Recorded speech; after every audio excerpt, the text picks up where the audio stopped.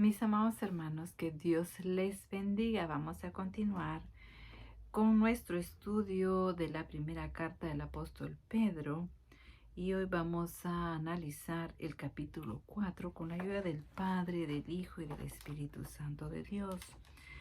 Y en este capítulo el apóstol Pedro nos sigue dando recomendaciones como creyentes, como hijos de Dios nacidos de nuevo, porque esta carta está dirigida a creyentes, no a pecadores, sino a aquellos que han entregado su vida a nuestro Señor Jesucristo.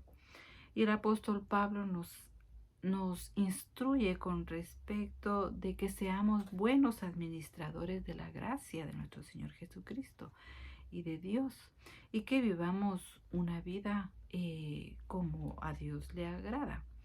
Y en el verso 1, como siempre, nuestro ejemplo a seguir, ¿verdad? Nuestro Señor Jesucristo, el apóstol Pedro se dirige de esta manera.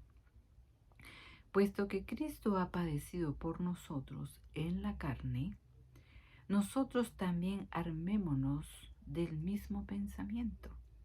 Pues quien ha padecido en la carne terminó con el pecado, es nuestro Señor Jesucristo. Y de la misma manera nosotros tenemos que seguir ese caminar, ¿verdad? Que vamos a tener aflicciones, vamos a padecer por causa de este evangelio maravilloso. Pero sabemos cuál es el final de todo esto. Es la vida eterna, una vida gloriosa en Cristo. Por eso el apóstol Pedro en el verso 2 nos dice, para no vivir, dice, el tiempo que resta en la carne conforme a las concupiscencias de los hombres, a los deseos que antes se tenían antes de conocer a Jesús, pero después de haber nacido de nuevo, sino que dice que vivamos conforme a la voluntad de Dios, ¿verdad? El verso 3 es como un reto, basta ya el tiempo pasado para haber hecho lo que agrada a los gentiles andando en lascivia. Porque hoy en día, mis amados hermanos, muchos creyentes, oigan bien esa palabra, andan como que fueran pecadores, carnales, satisfaciendo todos los deseos de la carne y confiesan una fe, un evangelio que no viven. Y el apóstol Pedro dice, basta ya de esa vida doble, ¿verdad? Porque dice que en la vida pasada lo que hacíamos, en primer lugar, eran las lascivias, las concupiscencias, las embriagarse en orgías, en disipación y abominables idolatrías. Basta ya. Eso ya no puede existir ni practicar un hijo de Dios, un creyente.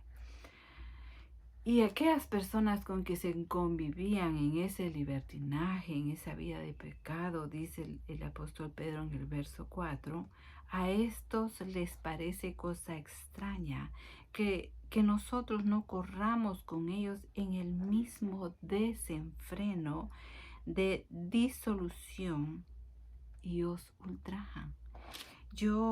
Mire, desenfreno dice que es un comportamiento sin control y con violencia. Y disolución es un comportamiento libertino, infame, muy malo. Mire, eso éramos antes de conocer a Cristo. Y al no hacerlo, aquellos con quien compartíamos esas malas conductas, dice que nos ultrajan, nos ofenden con insultos, nos humillan con violencia. Ese es el resultado que tenemos con esas personas que ya no compartimos la misma vida, ¿verdad? Y dice el verso 5, pero ellos darán cuenta al que está preparado para juzgar a los vivos y a los muertos. Porque miren, mis amados hermanos, ni un solo ser humano se quedará sin escuchar este evangelio de gloria. Porque por esto también, dice el apóstol Pedro, ha sido predicado el evangelio a los muertos. Esto quiere decir a los pecadores, a los que no le conocen a Cristo, para que sean juzgados en la carne según los hombres, pero vivan en espíritu según Dios.